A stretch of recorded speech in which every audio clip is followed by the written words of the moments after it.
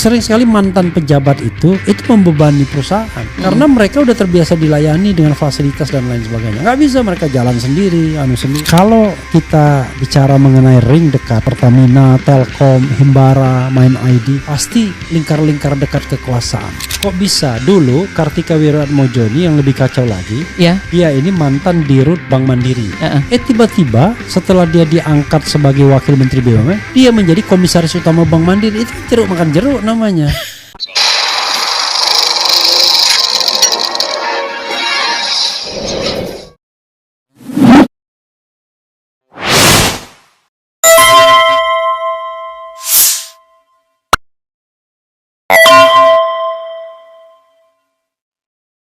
Assalamualaikum warahmatullahi wabarakatuh, sobat RH sekalian. Jumpa lagi kita di channel yang keren ini. Keren. Ya, saudara sekalian, kita bongkar files lagi ya, bongkar file ya.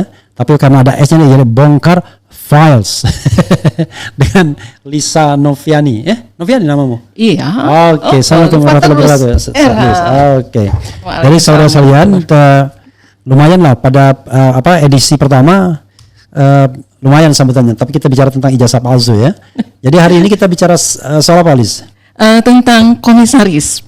The commissioner. Oh, komisaris di BUMN dong. BUMN. Karena di tempat lain komisaris ada komisaris polisi, ada komisaris ada komisaris di perusahaan swasta. Iya. Oke. Jadi judulnya nggak tanggung-tanggung nih ya. Cari cuan di sarang BUMN semua dapat ya, dari mulai jenderal sampai orang dekat presiden. Luar biasa ya. Oke, Liz, apa yang mau disampaikan? Silakan Anda explore soal cari cuan di sarang BUMN ini. Iya. Ini menariknya, latar belakangnya tuh sebenarnya karena Prabowo meminta agar komisaris ini di BUMN dirampingkan dan jabatan ini harus diisi oleh orang-orang profesional, dan ini diungkapkan oleh Erlangga pada 26 Maret 2025. Erlangga Hartarto ya? Erlangga Hartarto yang menyampaikan. Nah, kita pengen tahu sebenarnya apakah itu sudah dilakukan di BUMN di perusahaan plat merah di Indonesia ini. Jadi kita mengumpulkan file-file untuk mendukung informasi ini. Erick Thohir sebelumnya juga sudah mengatakan bahwa di perusahaan plat merah yang dia angkat itu semuanya sosok profesional yang bekerja secara transparan dan efisien. Ini lebih dulu dinyatakannya. Bukan profesional penjilat gitu. Iya. Profesional minta-minta. Oke, terus. Dia lebih dulu menyatakan ini di bulan November tahun 2024.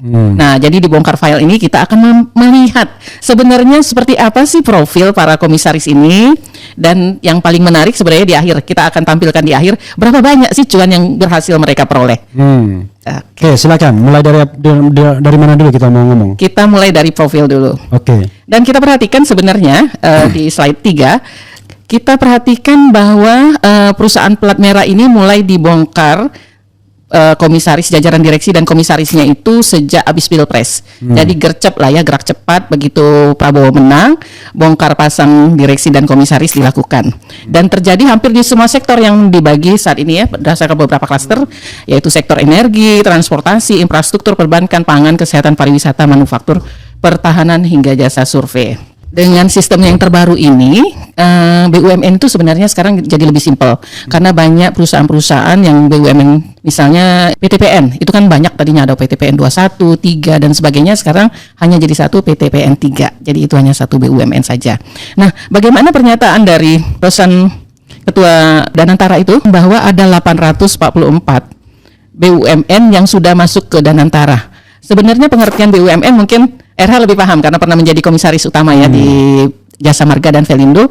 Definisi BUMN itu adalah perusahaan induknya. Sedangkan kalau anak BUMN, cucu, cicit itu sebenarnya bukan BUMN lagi. Ya tapi sudah jadi konvensi diperlakukan seperti BUMN. Oh, diperlakukan seperti misalnya pengangkatan itu nggak akan lepas dari kekuasaan. Contoh yang paling nyata Telkomsel. Itu Telkomsel itu walaupun dia anak perusahaan Telkom, tapi lebih powerful dibandingkan Telkom. Makanya pengangkatannya pun nggak bisa sembarangan, dan yang menjadi komisaris utama sekarang, kalau saya tidak salah ya, belum ganti itu Wisnu Tama. Wisnu Tama adalah orang dekat dan mantan menteri Jokowi kan? Iya. Memang masih banyak orang-orang Jokowi juga bercokol dan belum diganti. Oke. Walaupun di sini dinyatakan pada peraturan negara nomor 2 tahun 2012 dinyatakan bahwa anak perusahaan BUMN itu adalah kekayaan BUMN, tapi mereka sebenarnya bukan BUMN. Tapi oke lah ya, itu nggak jadi concern di sini ya, RH ya. Yeah. Nah, yang akan jadi concern di sini adalah seperti apa sih sebenarnya profil mereka ini? Apakah mereka itu sebagian besar benar-benar profesional seperti keinginan Prabowo atau yang dinyatakan oleh Erick Thohir sebagai bosnya BUMN? Apakah seperti apa? Nah, dari bongkar files yang dilakukan RH Channel yang saya lakukan, itu ternyata tampilan dari slide 13 itu terlihat seperti apa sih profil komisaris utama misalnya. Terlihat sangat nyata di situ. Mereka itu sebagian besar misalnya terdiri dari Jenderal Purnawirawan, TNI, polisi atau alumni dari SMA Taruna sebesar 37,5%. Berikutnya, kalau memang mereka bisa dianggap sebagai profesional, itu adalah 26,8% profesional, 17,9% itu adalah perwakilan pemerintah. Memang disyaratkan pada setiap BUMN ada perwakilan pemerintah. Enggak juga sih sebenarnya, itu nanti kita bahas tuh ya. Tidak harus sebenarnya. Tidak harus sebenarnya, oke. Yeah. Dan partai partisan itu ada 7,1%. Partai dan partisan ini macam-macam, ini di komisaris utama saja. Okay. Jadi komisaris utama ini base-nya kami ambil 56 BUMN yang terdaftar di klasifikasi terbaru. Oke, soal ini ya, Alicia, soal perwakilan pemerintah. Saya merasa ya ada paradigma yang keliru. Oh, oke. Jadi seolah-olah bahwa yang namanya BUMN itu milik pemerintah. Padahal BUMN itu badan usaha milik negara. Ya. Nah, negara itu tidak bisa diklaim oleh pemerintah. Negara itu kita semua. Oh, ada penguasa, ada rakyat, dan ada wilayah, kan itu negara. Nah, cuma ketika orang bilang BUMN, seolah-olah BUMN itu adalah charity, kebaikan dari pemerintah atau penguasa kepada orang-orang tertentu. Nah, itu paradigma itu yang menurut saya harus kita geser, sehingga nanti orang tiba-tiba kalau dia diangkat jadi BUMN langsung Anda harus pro sama penguasa, loh itu nggak ada kaitannya. Harusnya memang professional base, ya kan, karena ini adalah perseroan. Bahkan dalam banyak perseroan yang besar ya, di mana cuannya banyak seperti BRI dan lain sebagainya, kan tidak 100% dimiliki oleh Indonesia, ya oleh pemerintah. Iya, itu pemegang sahamnya banyak. Bahkan saya pernah dengar ada yang besar pemegang sahamnya sampai 4555. 55 pemerintah, 55 Indonesia bukan ya, 55 negara. Karena 45% pasar. Iya. Jadi ada juga seperti besar itu. Sekali ya sebenarnya. Iya. Oke, silakan apa lagi? Dan di sini kami ada NA. NA itu sebenarnya mereka itu tidak bisa kami tidak bisa melihat mereka itu sebenarnya profesional, partisan atau gimana, karena mungkin sebenarnya mereka mungkin pro ke salah satu tapi tidak terlihat warnanya. Makanya kami tidak bisa mengelompokkan mereka dalam kriteria ini. Nah, kalau dilihat secara keseluruhan data terbaru tahun 2025, jadi mungkin data terakhirnya kemarin yang PT Timah. Data terakhir itu komisaris saat ini jumlahnya sekitar 316 orang dari 56 BUMN tersebut. Jadi 56 BUMN. Nah, itu memang yang anak perusahaan BUMN itu tetap diperlakukan seperti BUMN juga. Jadi penunjukan itu oleh kekuasaan semua. Jadi bukan dari pemegang saham di situ. Karena di sini di BUMN itu ya, walaupun pemerintah itu memang memiliki cuma satu selembar saham, tapi itu ada saham Dewi Warna. Jadi saham yang bisa menentukan kepengurusan. Nah, itu makanya dia powerful. Itu namanya saham, itu dibikin di dalam undang-undang BUMN. Silakan teruskan. Jadi kalau yang di sini kita fokus hanya di BUMN induk. Jadi induk-induknya misalnya ada ID Food, dia membawahi beberapa perusahaan di bawahnya gitu kan. Terus PTPN 3, ada banyak PTPN di dalamnya. Nah, jadi kita ambil yang perusahaan induknya, holdingsnya. Nah, dari 56 perusahaan induk tersebut terhitung ada sekitar 316 komisaris, dari komisaris utama, independen, komisaris biasa.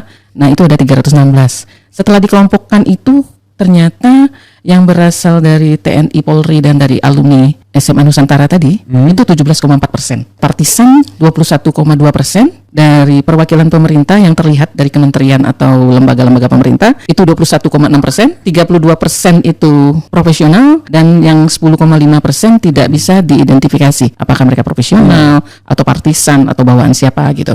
Jadi totalnya seperti itu. Nah, di sini memang terlihat agak merata dari keempat kriteria utama tersebut, TNI, Polri, partisan, perwakilan pemerintah, dan profesional. Walaupun yang terlihat tertinggi itu adalah perwakilan profesional.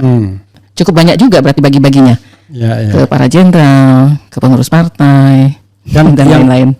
Dan yang kita bilang profesional itu kadang-kadang juga partisan bisa aja. Saya ini nggak sebut nama nggak apa-apa ya, misalnya ya. Contoh misalnya Renat Kasali ya. Renat Kasali itu baru saja dia berhenti sebagai komisaris utama PT Pos. PT Pos, tapi sebelumnya tuh Komutelkom, jangan salah. Oh, Komutelkom sebelumnya lebih keren ya. Oh, bukan lebih keren, jauh lebih keren. Jauh lebih kan? keren. Jadi kalau dia mundur dari Komutelkom itu baru hebat. Kalau mundur dari komisaris Pos biasa aja ya kan. Okay. Nah itu memang profesional, tapi kelihatan kalau dia pro pemerintah, ya orang dekat pro Jokowi ya kan. Nah, karena secara teoritis tadi pemerintah itu sontoloyo. Jadi kalau orang kritis itu nggak bisa jadi komisaris BUMN. Padahal kalau menurut saya seorang komisaris itu kalau kita mau benar-benar jadi pengawas, ya cari orang yang kritis, orang yang nggak takut, orang yang independen, yang nggak bisa disetir dan sebagainya. Oke, teruskan. Iya, setuju. RK sekarang kritis sekali. Renal Kasali maksud saya. Iya. Sekarang tulisannya pikiran-pikirannya kritis. Setelah tidak lagi jadi BUMN. Setelah tidak lagi, kayaknya masih menjadi komisaris utama Pos itu sudah mulai kritis. Oh iya, saya cukup mengikuti. Karena kan mulai dia bermain YouTube ya kan, media sosial kemudian ini. Tapi it is not about Renal Kasali, tapi saya ingin melihat dia sebagai fenomena. Andi Arief misalnya. Ya. Andi Arief kan begitu juga. Wow, ketika dia di luar kan kritisnya minta ampun kan. Tapi kemudian ketika sudah masuk PLN lagi sekarang kelihatannya dalam soal isu ijazah misalnya, wah dia bela Jokowi benar dia. Jadi itulah. Di mana bumi dipijak, di situ langit dijunjung, begitukah? Barangkali ya. Tapi saya boleh dikritik juga. Jadi gini ya, orang kritis atau tidak, pro atau tidak itu ada dua kemungkinan, didasarkan pada kesadaran atau didasarkan pada posisi. Kalau didasarkan pada posisi, nah itu berat, karena dia akan berubah terus mengikuti posisi dia. Tapi kalau didasarkan pada kesadaran, posisinya dimanapun dia tetap berpikirnya sama. Nah, RH itu hebat sekali RH. Oh jangan. Tidak boleh. Ya. Saya cuma memberikan sebuah indikasi bahwa orang itu bisa karena kesadaran yang sifatnya internal, bisa karena eksternal. Kalau eksternal itu tadi karena posisi kan, gitu. Nah, tetapi memang tidak semua orang kemudian mau masuk di dalam lingkaran-lingkaran itu. Ada yang memilih di luar, walaupun di luar kan kita tidak digaji, kita tidak dibayar, kita harus struggle kan. Coba bayangkan mereka nggak ngapa-ngapain 1 bulan 1 miliar. Luar biasa. Itu silakan. Nanti kita akan tampilkan di akhir-akhir keren sekali. Silakan. Terus. Berikutnya di slide 15 itu kita coba tampilkan per klaster yang dikelompokkan kelompok terbaru itu. Itu ada kelompok. Ini sih tampilan biasa sebenarnya. Industri jasa pariwisata dan penerbangan itu BUMN-nya itu sekitar 5,4%, jasa transportasi pariwisata 12,5%, jasa infrastruktur memang paling banyak 16,1%, telekomunikasi dan media informasi 5,4%, asuransi, reasuransi dan dana pensiun itu 10,7%, jasa keuangan itu perbankan termasuk peruri 10,7%, manufaktur 14,3%, industri kesehatan ada 3 BUMN di dalamnya 5,4%. Industri pangan dan pupuk 5,4%. Industri pangan dan pupuk ini sedikit perusahaannya karena memang banyak menjadi holding. Industri perkebunan dan kehutanan itu ada Perhutani dan satu lagi dua aja 3,6%. Industri mineral dan batu bara. PTPN tadi bukan? Perkebunan dan kehutanan. Perhutani kalau nggak salah. PTPN ya. PTPN kan? Dan kalau perusahaan energi minyak dan gas itu saat ini 3 ya, Pertamina, PGN dan Pertagas Pertamina, PGN. Ya itu. Jadi di jumlahnya dijadikan kecil karena dijadikan ada holding-holdingnya. Ya tapi it doesn't mean kalau dia sedikit misalnya industrinya dia lalu kemudian market share-nya kecil, ya enggak lah. Walaupun ini hanya dilihat dari jumlah. Benar. Bukan karena ininya, tapi jumlahnya N-nya saja. Tapi kalau share aset atau apa gitu. PLN tadi kalau industri energi minyak dan gas, Pertamina, PLN dan PGN. Di sini RH bisa lihat di slide 16 yang latar belakang komisaris per industri itu mungkin RH bisa sambil melihat juga terlihat di situ distribusi perwakilan per karakter. Jadi TNI, polisi, alumni SMA Taruna itu banyaknya di mana sih gitu. Oh ternyata nih banyaknya di industri manufaktur mereka. Terbanyak. Terus juga di industri mineral dan batu bara juga banyak, juga cukup dominan di industri pangan dan pupuk. Yang terlihat sih sangat terlihat tuh di Bulog. Bulog itu ada beberapa jenderal yang di sana, termasuk komisaris utamanya. Juga komisaris utamanya siapa? Jenderal aktif kalau nggak salah sekarang. Raup kalau nggak salah. Sebentar, saya buka dulu filenya. Nggak hafal ini. Komisaris Bulog. Utama Bulog.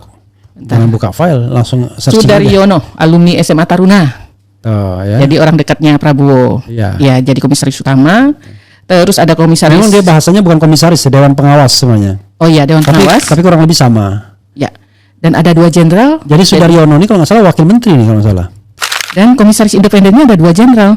Majen Purnawirawan Arifin Seman dan Irjen Purnawirawan Andi Gerhan Lantara. Oke. Jadi di Bulog sendiri ada 4 komisaris yang bukan berwarna hijau atau coklat, cuman Dian Savitri. Oke. Itu kenapa di Bulog banyak jenderal?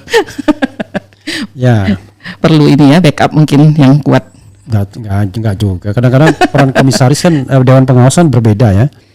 Yang penting Dewan Pengawas itu saya bilang, satu, dia punya integritas.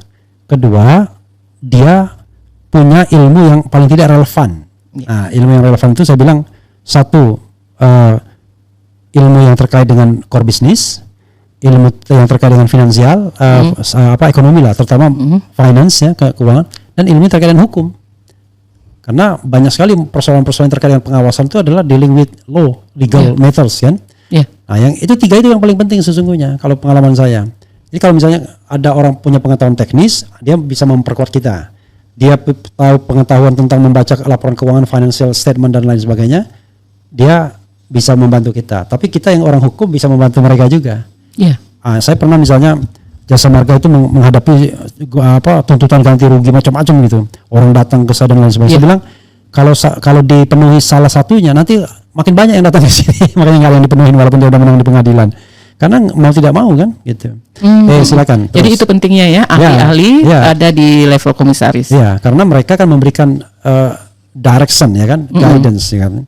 Cuman lucu, orang itu kadang-kadang hanya berpikir bahwa yang namanya komisaris itu harus ngerti core business. Ya enggak lah. Iya. Itu orang awam seperti itu. Iya, yang paling lucu. Dipikirnya, wah kalau misalnya saya di jalan tol harus paham jalan tol. Iya, betul. Kebanyakan seperti itu. Pengawasan itu ya sama, jangan kan orang awam. Pengawasan itu terkait dengan soal core business, ya kan, keuangan, dan potensi-potensi masalah hukum yang mungkin mengitarinya. Paling tidak 3 hal itu selalu muncul di dalam pengawasan. Masalah-masalah hukum, masalah-masalah finansial, masalah-masalah teknis. Makanya ada yang namanya, kalau kita bicara audit, ada financial audit, ada legal audit, ada yang namanya technical audit. Nah, technical audit itu berarti audit core business yang misalnya jalan tol. Yang di audit ya ininya bagaimana jalan itu mungkin secara teknis kan technical audit. Tapi kalau dia legal audit ya kita lihat dalam hal misalnya kontrak dan lain sebagainya. Makanya saya sangat heran seorang sarjana hukum dengan gelar doktor ribut orang katanya nggak ngerti jalan tol. Memang nggak ngerti jalan tol, tapi ilmu kita yang kita kaitkan dengan hukum itu sangat bermanfaat. Gitu. Yang paling lucunya sebenarnya tentara. Tentara kan nggak ada ilmunya sebenarnya. Banyak sekali sekarang. Jadi paling lucunya loh, ini peran komisaris jadi centeng jadinya. Jadi kalau saya mau jujur ya, contoh ya, saya pernah dulu jalan sama mantan Kapolri, sama-sama mau ke lapangan. Di mana tuh, Era? Ya, di pesawat. Ketemu. Dia di kelas bisnis ya kan, saya di kelas biasa. Ekonomi. Kalau di kelas bisnis dia ditemani oleh para direksi. Saya jalan sendiri. Nah, itu yang beda. Pada saat RH masih menjadi komut ya berarti itu. Sama-sama komut. Sama-sama komut. Satu komutnya saya komut saya. Nah, maksud saya sering sekali mantan pejabat itu membebani perusahaan.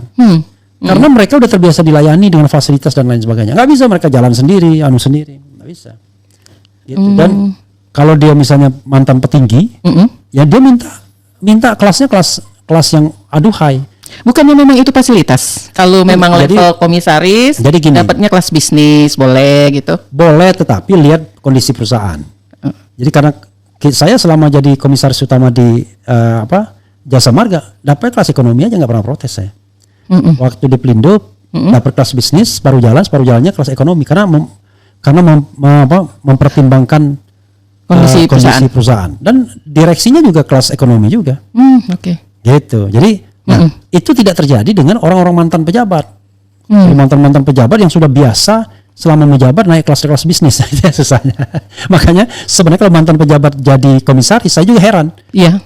Karena terkesan dia jadi centeng. Kalau di swasta wajar jadi centeng. Iya. Karena menghadapi gangguan polisi, gangguan ini, gangguan itu kan begitu. Kalau BUMN masih diganggu penegak hukum, ya kan? Masih diganggu preman. Ya aneh, berarti negara tidak hadir. Iya, betul. Nah, tapi apakah negara hadir? Memang sering tidak hadir itu masalahnya. Jadi diperlukan komisaris yang centeng, wah yang pintar masalah tanah, dia ikut menyelesaikan. Loh, ini komisaris itu pengawas, justru dia tidak boleh bekerja seperti eksekutif, karena kalau ada penyimpangan nggak ada lagi yang bisa meluruskan. Gitu. Oke, silakan terus, Liz. Ya, baik. Kita lihat lagi di slide 16 ini ya, yang latar belakang komisaris per industri. Kita coba lihat yang partisan, RH.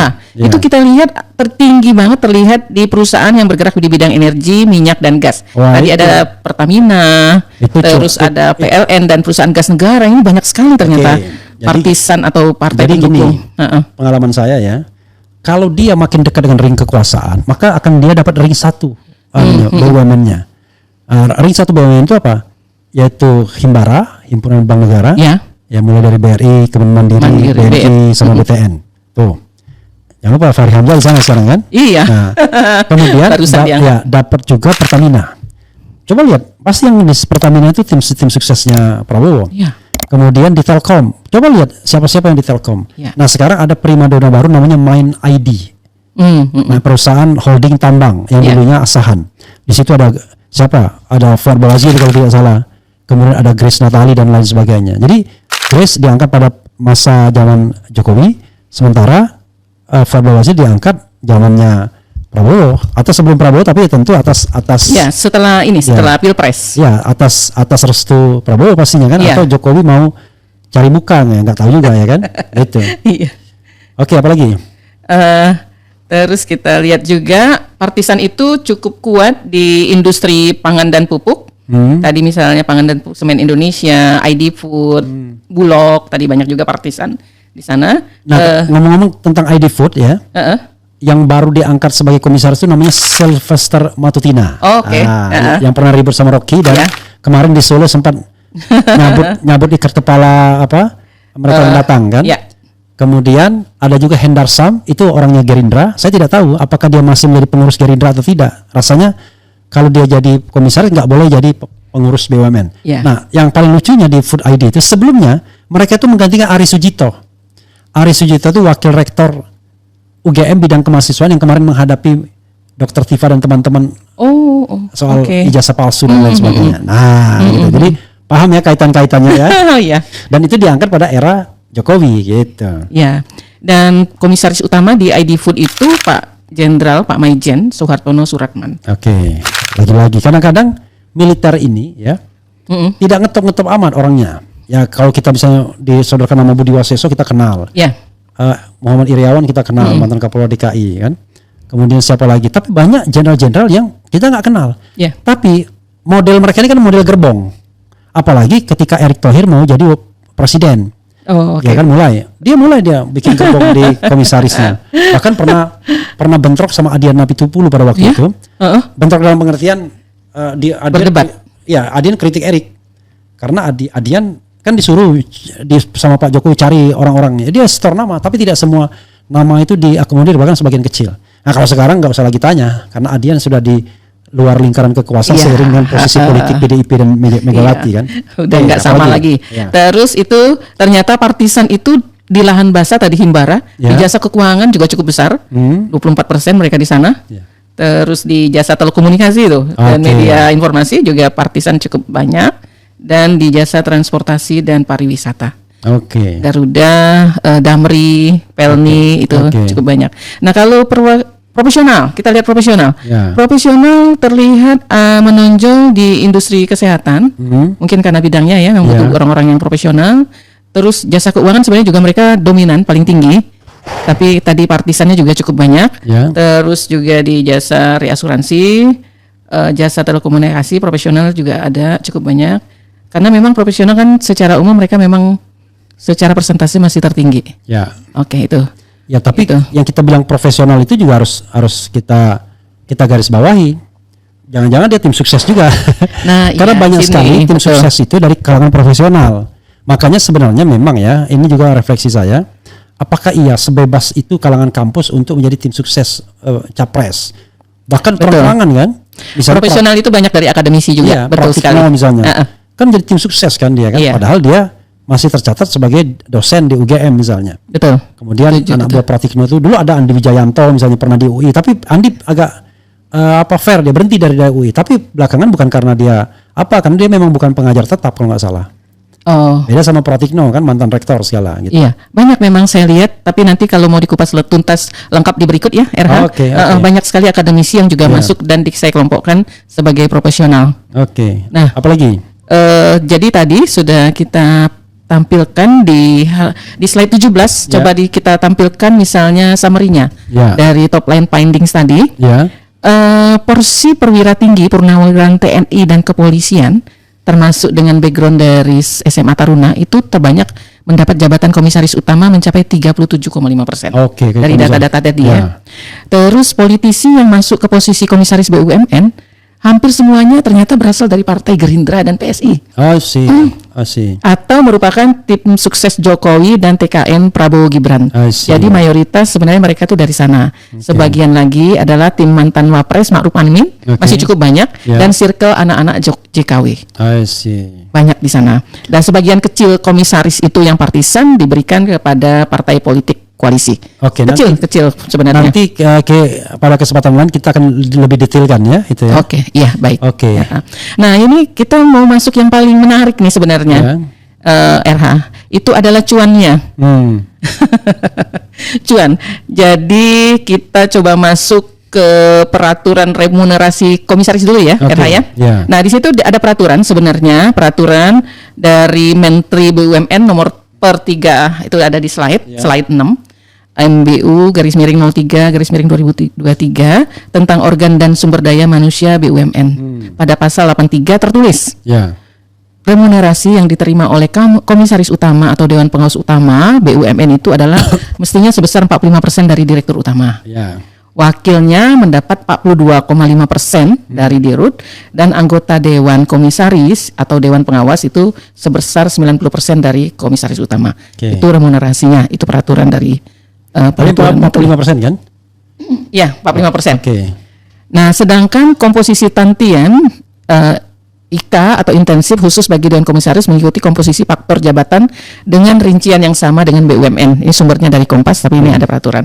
Cuman gini RH, ada kesulitan dari kami untuk mendapatkan angka-angka real karena tidak semua kan ini sumbernya laporan keuangan atau laporan tahunan dari setiap BUMN.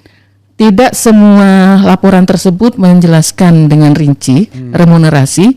Ada yang merupakan total dari direksi dan komisaris, ada yang detail per jabatan. Komisaris utama penghasilan gajinya sekian.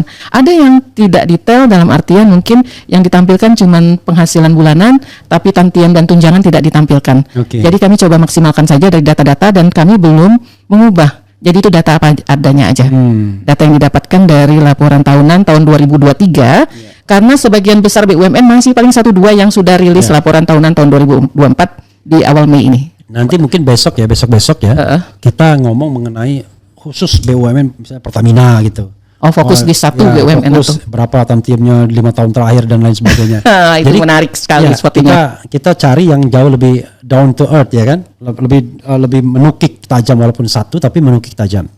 Atau misalnya kita Mandiri atau Telkom gitu ya, atau PLN.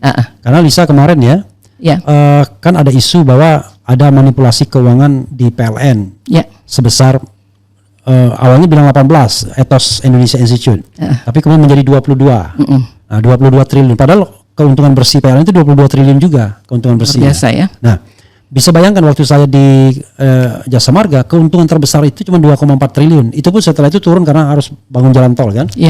Bisa dibayangkan tantiemnya kalau 22 triliun. Waduh. Kenyang kan? Banyak sekali. Luar biasa. Nah, tantiem itu banyak disembunyikan, nggak terlalu jelas sebenarnya. Memang. Dari laporan tahunan itu. Jadi ketika orang PLN datang ke sini, saya tanya, Anda tahu nggak berapa tantiemnya? Nggak mau jawab dia. Nggak tahu atau apa. Padahal dia vice president akuntansi, kan nggak mungkin nggak tahu kan?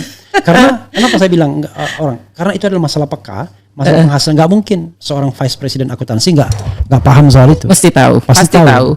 Jadi walaupun tidak exactly, tapi dia tahu data roundnya berapa. Data raw, karena kalau data di laporan tahunan sudah tidak muncul saya lihat di banyak itu laporan tahunan. Jelas, kalau Telkom, saya lihat ada di Telkom. Ya. Jadi Telkom itu ada, saya pernah lihat laporan keuangannya. Tapi tadi protolan berapa miliar Tantium itu. Misalnya Tantium ya kepada itu bisa sampai puluhan miliar itu Tantium untuk ini. Jadi tinggal dibagi aja kita lihat. Bukan puluhan miliar, mungkin bahkan sampai ratusan miliar mungkin jangan-jangan. Puluhan lah, ya kan? Nah, itu nanti dibagi, tapi bisa juga ratusan karena waktu itu saya nimbang-nimbang di Telkom itu mereka bisa dapat double digit ininya untuk apa? Untuk Tantiumnya. Jadi kalau double digit, double digitnya miliar kan? Iya, 11, 12, 13 ya kan? Luar biasa. Gitu. Iya. Nah lalu kalau kita bagi 12 ya bisa 1 M sendiri per bulan. Makanya nggak banyak orang yang menjadi orang kritis. Berat kehilangan itu kan. Iya. Untungnya saya nggak pernah mendapatkan zona itu. Makanya saya mungkin kalau saya dapat Pertamina atau apa mungkin saya mingkem aja kan. Saya punya ada teman nih, ya. Teman tapi saya. Masih kenal saya nggak RH kalau misalnya dapat yang itu Himbara itu. Karena saya jadi lupa gitu ya sama teman-teman. Saya kan orangnya kan tidak pernah menganggap bahwa saya pernah punya jabatan. Saya pengamat hukum tata negara forever, ya kan. Kalaupun ada jabatan itu sementara aja kan. Dari awal kan nggak pernah berpikir bahwa itu bakal lama dan lain sebagainya. Tapi bisa 5 tahun itu luar biasa menurut saya kan. Dan itu amanah yang harus dijalankan sebaiknya. Makanya alhamdulillah. Ketika dalam proses pembangunan itu saya datangin semua tuh tempat-tempat itu. Sampai-sampai bingung karena direksi pun nggak pernah datang ke tempat itu. Salah satunya ada tempat 6 jam naik kendaraan ke ini dari Pekanbaru. Dari bandara dari Pekanbaru ke tempat itu 6 jam perjalanan mobil. Ada pernah kita datangin itu. Dia sampai bingung karena direksi aja nggak pernah datang. Karena banyak aset-aset BUMN yang terbengkalai kan. Gitu. Karena ya mungkin tidak ekonomis lagi, tapi itu aset BUMN, pelabuhan-pelabuhan kecil misalnya. Itu banyak yang terbengkalai. Itu. Terbengkalai itu tidak digunakan atau tidak dilanjutkan pembangunannya? Bukan, terbengkalai itu tidak digunakan. Tidak underuse. Underuse. Jadi kalau dia di maintenance juga penghasilannya nggak ada. Kapal yang merapat cuma 1-2 misalnya. Jadi rugi. Iya, kalau mau deploy manusia banyak-banyak, jangan-jangan gaji manusianya lebih banyak kan begitu. Akhirnya biasanya dia ya disubkan aja maksudnya. Bukan disubkan ya dikontrol dari jarak jauh aja oleh cabang. Tapi nggak ada manusianya di situ. Hal-hal seperti ini belum lagi aset-aset BUMN yang tiba-tiba hilang bisa jadi. Iya, kemudian nah kalau kita mau masuk maaf sih ketawa. Kok bisa hilang gitu kan? Itu pasti besar-besar nilainya kan? Loh, tanah itu bisa hilang loh. Gimana caranya hilangnya? Yang namanya masalah tanah itu tiba-tiba tanahnya diambil orang, dirampas. Kan banyak aset BUMN yang ditempati diambil orang. Tidak bisa diambil lagi gitu? Ya ribut dulu kan. Kalau begitu ribut kan juga kemudian biaya. Iya. Adalah itu kalau yang rakyat tempatnya. Kalau preman gimana, ya kan? Gitu. Jadi banyak lah masalahnya. Apalagi Lis? Ya, kita akan masuk ke data-data yang kami dapatkan dari laporan tahunan resmi dari perusahaan plat merah ini. Dan kami ambil tadi seperti sudah disampaikan sebelumnya dari laporan tahunan tahun 2023. Karena laporan tahunan 2024 artinya yang berjalan di tahun 2024 sampai Mei ini paling 1-2 yang sudah karena rata-rata rilis. RUPS itu kalau yang perusahaan terbuka itu bulan Juni biasanya. Oke. Sudah mulai sih RUPS-nya Mei ini, tapi biasanya Juni. Iya. Karena Juni kenapa pertengahan kan, tengah tahun, jadi masih baik. Ada ini. Nah makanya kalau kita ambil tahun yang berbeda kan jadi nggak ini ya, nggak apple to apple. Jadi semuanya kami ambil dari laporan tahunan tahun 2023. Bagaimana perhitungan remunerasi? Nah dari hampir semuanya kami coba cari laporan tahunan tahun 2023. Ada yang ketemu, tentu laporan tahunannya, ada yang tidak ketemu. Kami ada beberapa BUMN yang menuliskan langsung pada laporan tersebut angka yang didapatkan untuk masing-masing komisaris. Lengkap dari gaji, tunjangan sampai tantiemnya ada. Di mana itu? Itu sepertinya Pertamina, Mandiri, tapi dia lengkap total yang diterima per tahun. Tapi walaupun global tapi lengkap. Totally misalnya 30 M untuk 5 orang gitu. Dibagi nggak? Coba. Dibagi. Tapi ini dapatnya udah dibagi semua. Dapatnya udah dibagi semua. Kalau mau misalnya saya sebutkan ya.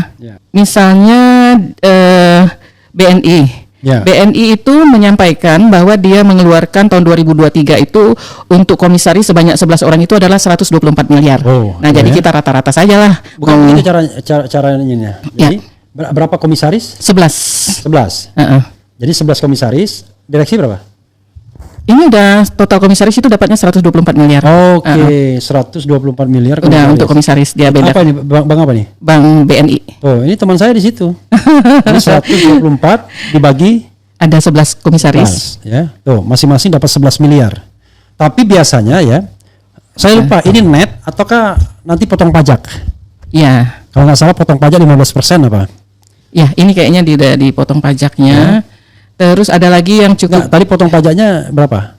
Sudah potong pajak atau belum potong pajak tadi yang tadi?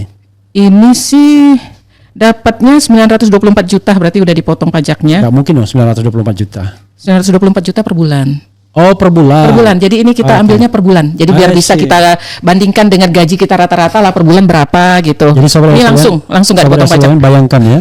Dan di situ ada teman saya. Jadi waktu itu ya ada kerabat Jokowi yang sama-sama jadi komisaris di Jasa Marga. Saya jadi komod, dia jadi komisaris biasa. Karena saya kritis melulu kan, jadi saya di dalam tanda kutip di demosi di Pelindo 1 Medan. Itu demosi sebenarnya, bukan promosi. Pelindo 2. Pelindo 1. Oh, Pelindo 1 kalau Medan. Kalau Pelindo 2 naik.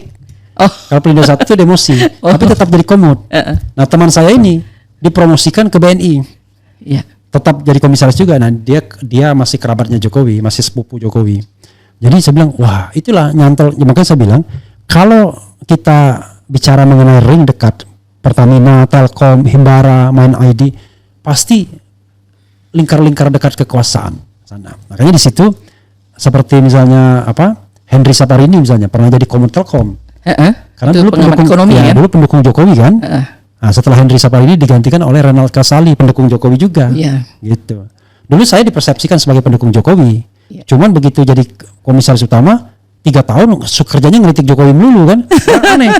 Komisaris kok ngeritik Jokowi? Karena saya berpendapat bahwa nggak ada kaitannya. Saya yang jadi komisaris tidak minta, ya kan? Saya dan sebenarnya kritik itu kan masukan sebenarnya. Ya, tapi kan mereka pengennya kita kampanye buat mereka. Apalagi saya orang hukum tata negara kan. Kan saya etika yang saya jaga waktu itu, yang penting saya tidak ngomong masalah perusahaan ke publik. Tapi saya ngomong masalah tata negara, which is nggak ada kaitannya sama either Jasa Marga atau Pelindo kan begitu. Nah, yang paling lucu sebenarnya orang yang ada konflik of interest, misalnya dia pengamat finansial. Lalu dia ngomong juga tentang perkembangan finansial dan lain sebagainya. Itu kan bahaya sebenarnya, ada bisa berimpit. Betul. Berimpit dulu yang misalnya gini. Bisa bisa memanipulasi. Iya, dan bisa dia mencuri data dalam tanda kutip ya, dalam tanda kutip tapi. Seperti dulu sering sekali Afiliani dulu, bukan sering, maksudnya Afiliani itu lama sekali dia jadi komisaris di bank-bank Mandiri, BRI. Tapi at the same time dia juga pengamat ekonomi. Jadi dia bicara wilayah itu, wilayah finansial. Nah, justru menurut saya potensi untuk konflik of interest besar di sana dibandingkan saya. Betul, setuju. Yang misalnya saya ngomong tentang hukum tata negara, konstitusi, tapi nggak ada kaitannya sama Jasa Marga dan betul, setuju. Gitu. Nah, tapi tadi tetap aja orang mengkritik, loh, kok ahli hukum tata negara jadi komisaris di Jasa Marga?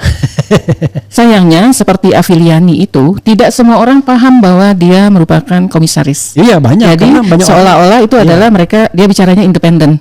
Nah, itu kan bahayanya di sana. Jadi orang, oh berarti seperti ini. Padahal mungkin sudah ada pesan-pesan tersendiri dari semua yang disampaikannya. Sama ekonomi-ekonomi yang bergerak karena ketika dia bicara tentang kondisi perekonomian, at the same time dia juga adalah komisaris BUMN, itu harus hati-hati karena berimpit kan? Iya. Gitu.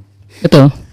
Saya kalau Renald Kasali paling ingat pas dia nulis dan cukup viral tentang shifting marketing. Kebetulan waktu itu saya juga sedang analisa tentang e-commerce. Beda banget gitu. Beda sekali pada kondisi saat itu. Jadi kok analisanya jauh sekali? Saya sudah riset juga tentang e-commerce, jauh sekali. Jadi terlihat ada kepentingan di sana. Ya, termasuk misalnya memuji-muji perekonomian kita baik. Itu rata-rata ekonom yang attach dengan kekuasaan selalu mengatakan baik ekonomi. Nah, sementara kita yang jauh dari kekuasaan ini sebenarnya kita bukan mengatakan jelek, lebih pada kita memang ngambil sisi jeleknya. Kan kita bukan humas kan? Iya. Nah, nanti dia bilang, kalau gitu sama dong, saya ngambil sisi bagusnya. Sudah nggak apa-apa. Jadi biar balance, kita ngambil sisi yang lemahnya, dia ngambil sisi kuatnya. Jadi biar masyarakat balance mendapatkan informasi. Walaupun yang saya bilang, tukang puji itu memang selalu untung. Karena penguasa nggak suka dikritik kan. Iya, betul.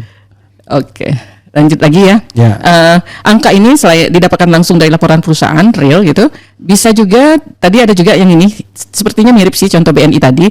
Angka didapatkan dari total remunerasi untuk seluruh komisaris. Ada juga yang terlihat kalau di PGN. Di perusahaan gas negara ini dia menampilkan datanya dalam bentuk US dollar. Jadi total remunerasi komisarisnya ada 6 orang sebesar 5.545.000 US dollar. Setelah kita rincikan di PGN itu hasilnya adalah per bulan. Ini tampilannya per bulan ya. Itu jadi 1.155,2 miliar per komisaris dapatnya. Itu baru tantiem atau sudah termasuk honor? Sudah total gaji, tunjangan dan tantiem itu udah total. Makanya orang PLN di sini nggak mau disebutkan berapa tantiem. Jadi saudara sekalian begitulah ya kan, negara ini baik sekali membagi-bagikan uang kepada orang yang part time ya kan, cuman afiliasi politik dan lain sebagainya.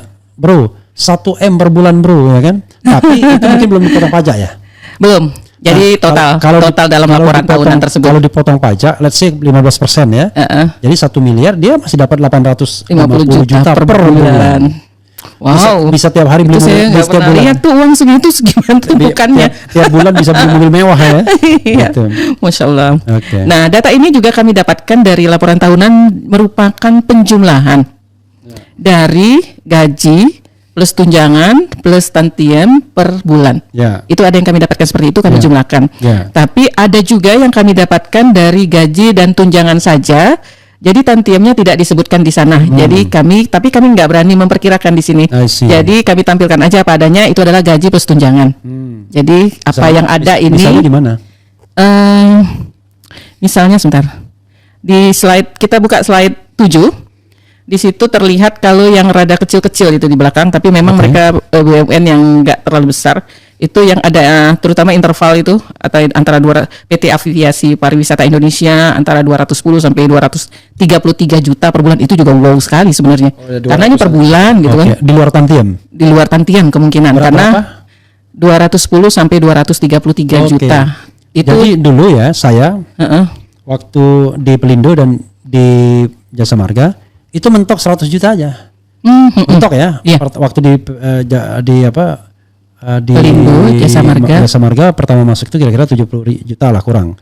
Nah, sampai pensiun ya dipindahkan Pelindo itu kira-kira 100 juta lebih. Nah, waktu di Pelindo kurang lebih sama lah, kurang sedikit gitu. Jadi, kalau sekarang dia, dan itu sampai tahun 2019 kan? Kalau sekarang 200 jutaan untuk masing-masing. Belum tantiem sepertinya. Baru gaji dan tunjangan saja. Kalau saya tadi cuma gaji doang sama tunjangan yang sekian itu. Nah, tantiemnya ya nggak nyampe 1 miliar, 750 juta. Gitu. Jadi jauh sekali kalau dibandingkan yang besar-besar begitu. Di sini sih memang kalau Pelindo tidak menampilkan data per bulan. Pelindo mana? Pelindo Pelabuhan Indonesia sekarang jadi satu holding. Iya, jadi holding, dan itu sekarang jadi perusahaan besar. Yang tadinya kecil-kecil dia sekarang udah the giant sekarang. Iya, karena sekarang kan peraturan Menteri BUMN yang terbaru itu mengelompokkannya menjadi holding. Pelindo cuma menampilkan bahwa mereka memberikan 726 juta untuk jangka pendek, tapi tidak ada keterangan nih. Kami belum investigasi lagi. Jangka pendek itu per 3 bulan atau per 6 bulan atau berapa. Jadi itu kami tampilkan seperti itu. Nah, kalau di slide 7 untuk menghindari gede banget ya. Iya, mungkin ya. Kami coba tampilkan ya, ada 25 perusahaan yang kami dapatkan menampilkan data remunerasi komisarisnya. Ada yang per tahun, tapi kami sudah coba konversi semuanya ke bulan kecuali Pelindo. Di slide 7 ada 10 yang kami urutkan, terbesar itu adalah PT Pertamina tentunya. Itu sampai 8,8 miliar gaji komisaris, penghasilan komisaris per bulannya. Masa sih? Udah dengan tantiem kan? Sudah dengan tantiemnya. Iya. Ini dari total. Teman saya diam aja. Saya punya teman ya. Terbesar yang kayaknya dia. Saya punya teman waktu saya jadi staf khusus Pratikno 4 bulan ya. Dia jadi staf khusus Andi Wijayanto. Itu saya keluar ya kan, gantiin saya dia. Setelah itu nggak lama kemudian tahun 2015 dia jadi komisaris di Pertamina. Sampai 2025 ini belum berhenti. Jadi 10 tahun bisa bayar kenyang orang itu. Banyak sekali. Jadi dia dapat 5 miliar per bulan misalnya kan. Makanya jadi Ahok berhenti udah kenyang mungkin ya, udah cukup lah, jangan terlalu banyak makan nanti tumpul otaknya kan. Bisa dibayangkan. Ahok sudah bijak ya, berhenti sebelum kenyang. Itu berhenti sebelum kenyang. Kalau teman saya itu terus dia 10 tahun dan itu komplit 10 tahun itu. Seharusnya dia udah berhenti seharusnya bulan-bulan Juni. 10 tahun Pertamina. Iya, bayangkan you can imagine. Nah, tapi memang backupnya Pratikno karena dia staf khususnya Pratikno waktu itu. Nggak boleh sebut nama. Nggak boleh ya, udah nggak apa-apa. Ada Alexander Lee namanya. Alexander Lee. Iya. Dulu saya lihat namanya masih ada di sana. Dulu orang ICW gitu-gitu. Nah, gini. Kalau saya menyebut nama ini kan takut dibilang jealous ya kan. Yeah. Nah, tapi kalau kita nggak sebut nama, ini kan ranah publik yang tidak rahasia kan? Ya betul. Ini kan bukan tertulis kok. Iya, ini sesuatu yang harus diumumkan ke publik. Makanya saya tidak berkeberatan reveal berapa yang saya dapatkan ketika jadi komisaris utama dan lain sebagainya kan? Iya. Kan gitu. Karena ini harus ada pertanggungjawaban publiknya gitu loh. Betul. Jabatan itu adalah iya. Iya. Dan ini uang ranah publik. Iya, dan ini uang publik gitu. Betul. Selanjutnya RH di posisi kedua ditempati oleh Komisaris Bank Mandiri. Ya. 2.500 juta atau 2,5 miliar per bulan.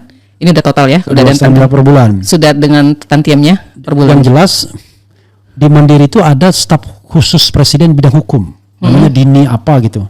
Orang PSI itu. Masih nggak di Mandiri sekarang? Sebentar, saya cek. Dini di siapa? PSI ya. Nah, komisaris di Bank Mandiri, maaf sebentar. Siapa komisarisnya sekarang? Saya masuk dulu ke file yang lain. Yeah. Filenya pindah-pindah. Di Bank Mandiri sudah nggak ada nama Dini. Mbak, komisarisnya dulu. Ya, kayaknya baru Komisarisnya ada Kuswiyoto dari Dirut Pegadaian, itu komisaris utama. Yeah. Wakil komisaris utamanya Zainuddin Amali. Wah. Mantan Menteri Golkar. Bentar, kita berhenti dulu. Zainuddin Amali itu jagoan, hebat. Dia lebih memilih jadi wakil komisaris Mandiri ketimbang jadi menteri. Jadi dia resapa jadi menteri, nggak apa-apa dia, tapi yang penting dapat 2,5 miliar per bulan kan gitu. Dia sudah analisa mungkin. Yeah. Ini resiko-resikonya. Yeah. Kalau menteri kan berhenti kan, jadi kalau itu terus deh, apa lagi terus. Terus ada Luki Al Firman, ini tercatat sebagai Dirjen Kementerian Keuangan. Tuh, Dirjen ya. Terus ada Yuliot. Nah, Yuliot ini kami tidak bisa tahu dari mana profilnya, apa profesional, apa partisan.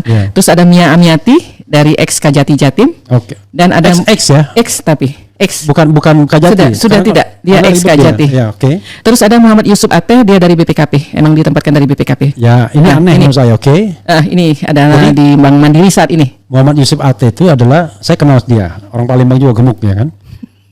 Dan dia selalu dapat jadi komisaris. Jangan-jangan saya kenal juga kayaknya. Saya kenal yang namanya Muhammad Yusuf Ate. Tapi aneh banget. Muhammad Yusuf saya kenalnya. Iya, Muhammad Yusuf itu Muhammad Yani. BPAT. Bukan. Muhammad Yusuf Ate. Nah, dia itu sangat aneh menurut saya. Kenapa? Dia itu kan pengawas yang namanya apa? BPKP kan? Pengawas keuangan pembangunan. Kok bisa dia ditempatkan sebagai komisaris BUMN? Ya, ada di sana. Jadi itu yang kemudian aneh bin ajaib. Ya udahlah, sama aja sampai wakil menteri BUMN ditempatkan di BUMN sebagai komisaris, padahal yang tadi dibahas RH di awal ya, bahwa perwakilan pemerintah itu bukan sebenarnya hak dari pemerintah untuk ditempatkan di. Kalau kita bicara mengenai BUMN badan usaha milik negara, ya negara. Jadi negara itu siapa aja, yang penting Anda tidak harus orang pemerintah. Iya. Pengertiannya adalah Anda menjadi wakil kami. Kalau saya ya misalnya berkuasa misalnya ya, saya akan nyuruh pensiunan yang menjadi komisaris itu. Pertama, tapi komisaris pensiunan yang berintegritas, bukan asal pensiunan, ya kan? Wah, ini biasanya mantan jenderal, mantan kejaksaan tinggi. Kita lihat dulu integritasnya bagaimana, ya kan? Bisa nggak dia mempertanggungjawabkan penghasilan dan macam-macam. Ini kan kalau kita ngasih makan orang yang sudah warak, itu kan kacau banget gitu kan. Nah, jadi pensiunan di bidang itu. Jadi dia punya wibawa, punya keahlian, punya integritas. Orang segan sama dia. Betul. Jadi orang mau nipu-nipu, dia kau jangan nipu-nipu, udah tahu. Iya, benar-benar posisi fungsi pengawasannya dipakai di sini. Iya, efektif gitu. Gitu. Iya. Cuman memang dicari orang yang berani. Makanya integritas menjadi taruhan. Kan orang yang berintegritas itu kan nggak takut kehilangan jabatan, nggak takut ditinggalkan, kan? Nggak takut kehilangan uang juga. Takutnya kepada Tuhan aja. Oh iya. Nah, itu. Oke, apa lagi? Oke. Di sini diurutkan berdasarkan data yang didapat ya, Era, bukan berdasarkan kebenaran mereka merupakan peringkatnya, tapi mungkin juga mereka memang peringkatnya. Yang ketiga itu Bank BRI itu 1,8 miliar per bulan. Oke. Gaji, tunjangan dan tantiemnya. Berikutnya Telkom 1,6 miliar. Kalau BRI itu ada teman saya namanya Andrinov Caniago. Waduh, kenyang dia.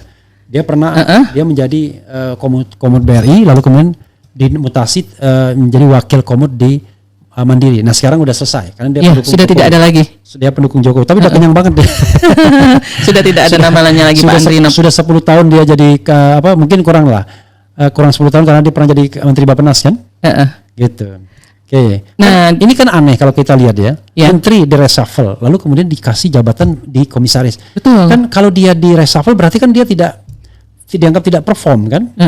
Tapi ini Wisnu Tama dikasih jabatan di Komisaris Telkomsel yang katanya bukan BUMN, itu tetap diperlakukan seperti BUMN. Kalau kita yang mengamati seolah-olah kayak supaya nggak ngambek gitu bujukan.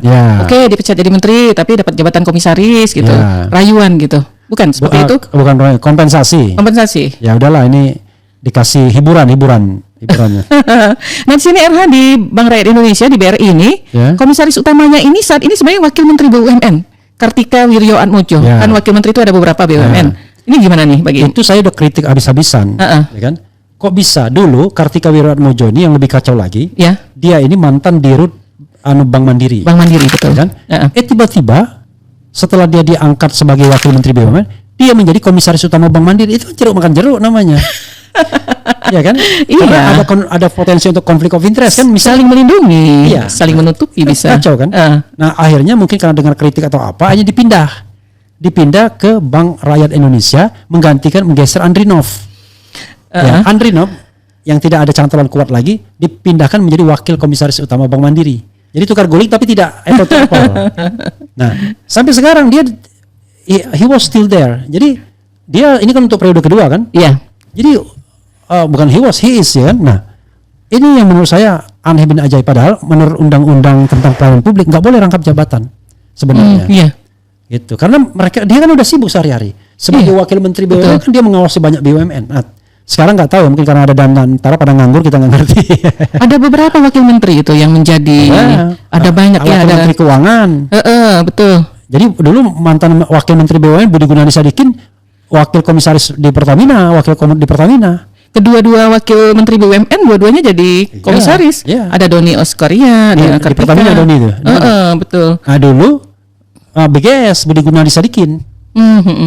Ada lagi wakil menteri PUPR Diana Kusumastuti, dia juga menjadi komisaris di ini. Padahal kalau kita merujuk pada putusan MK, yang namanya wakil menteri itu pejabat negara. Mestinya nggak boleh. Mestinya. Jadi dia tuh pejabat negara. Karena terbukti wakil menteri itu bisa juga, dulu kan gini, zaman SBY diadakan lagi wakil menteri, dan dikatakan wakil menteri itu adalah pernah eselon 1, setingkat eselon 1. Nah, Denny Indrayana jadi wakil menteri. Kemudian Anggito jadi wakil menteri. Tapi Anggito karena dia belum eselon 1, rekor eselon 1-nya nggak ada, akhirnya dibatalkan sebagai wakil menteri. Nah, untuk Denny digugat oleh Yusril. Kan itu musuh bebuyutan tuh.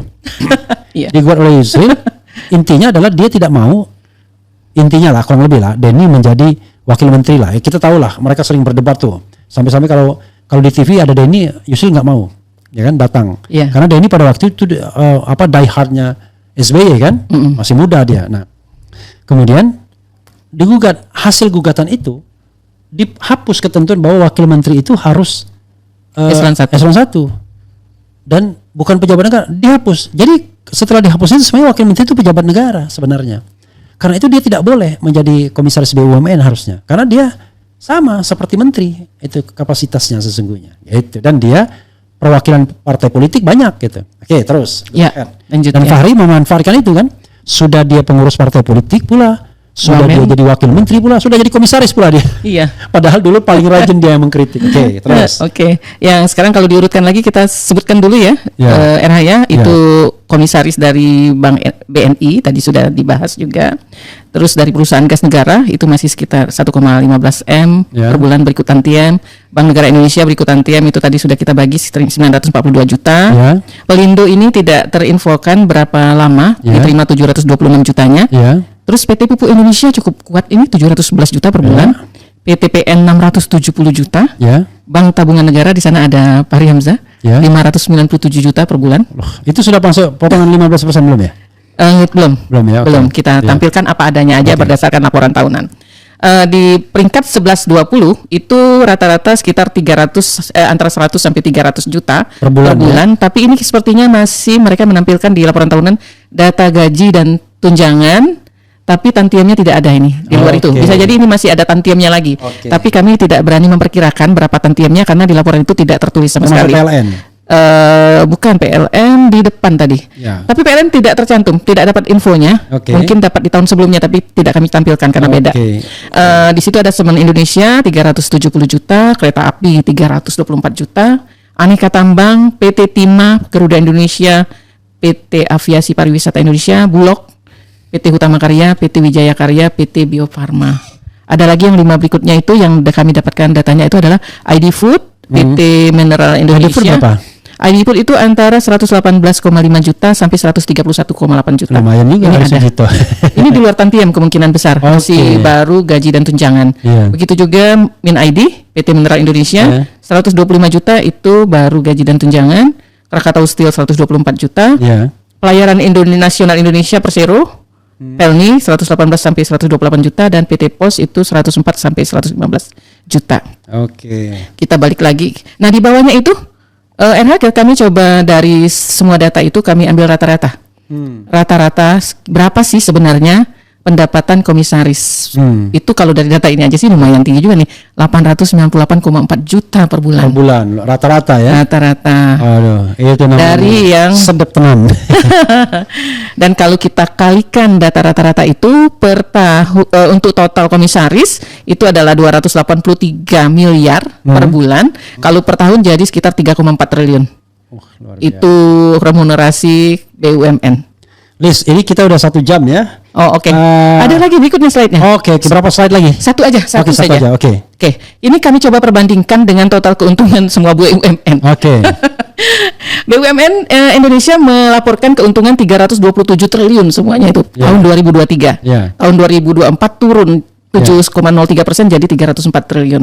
Kalau kita coba bandingkan dengan remunerasi komisaris tadi, ternyata kalau kita bandingkan, kita anggap di tahun 2023 nih, itu 1%-nya itu dari keuntungan itu, 1% dari keuntungan itu adalah remunerasi komisaris tuh coba. Tahun 2024 itu 1,12%, artinya besar sekali ya. Belum dihitung remunerasi direksi, belum yang lain-lain, belum bonus karyawan dan segalanya itu besar jadi, sekali. Memang permasalahan di BUMN itu sering sekali yang namanya makin besar biaya untuk sumber daya manusia itu, ya kan? Kalau saya sepanjang itu adil nggak ada masalah. Tapi kalau memperbesar gaji direksi dan komisaris, jomplang kan? Wah, itu bayangkan gaji direksi komisaris itu berkali-kali lipat dibandingkan gaji karyawannya. Nah, itu yang kemudian tentu kita akan bertanya, kok sistem kita ini kayak kapitalis jadinya kan? Gitu. Begitu Liz, wrap up dan kemudian kasih closing statement karena kita udah 1 jam lebih ini. Silakan. Oh, oke. Ini menarik sekali sebenarnya dengan mengetahui dari distribusi atau profil dari komisaris di BUMN, juga penghasilan yang mereka dapatkan. Ini memang mau tidak mau ini sangat menarik sekali nih, mungkin profesi yang harus dikejar gitu. Karena luar biasa sekali. Ada yang bahkan 1 bulan gajinya saja bisa 1 bulan gaji berapa tadi? Ada yang 8 miliar. Itu luar biasa gitu kan. Pertamina. Jadi ini tapi bukan profesi idaman gitu. Realnya 5 miliar misalnya per bulan ya, tetap gila-gilaan tuh. Iya. Tapi saya agak meragukan data itu. Tapi oke, nggak apa-apa karena data yang didapatkan Lisa kan. Didapatkan dari laporan tahunan yang mereka rilis sendiri. Iya, demikian. Luar biasa saudara sekalian ya. Kita berusaha mengulik BUMN. Nanti saya kira ini bisa berseri-seri. Jadi Anda yang duduk dengan gaji yang 1 miliar per bulan, 2 miliar itu jangan enak-enakan saja. Jauh dari pertanggungjawaban publik. Publik harus tahu, nih BUMN kita ini menggelontorkan gaji sekian kepada Anda dan Anda harus bertanggung jawab, ya kan? Dan mudah-mudahan ini memberikan pencerahan juga kepada kita semua ya, dan juga memberikan semacam semacam refleksi dan evaluasi terhadap diri kita juga, karena saya pernah di sana ya kan, dan saya bersyukur kalau saya pakai di ring 1 barangkali saya nggak mau pulang lagi. Wassalamualaikum warahmatullahi wabarakatuh. Keren.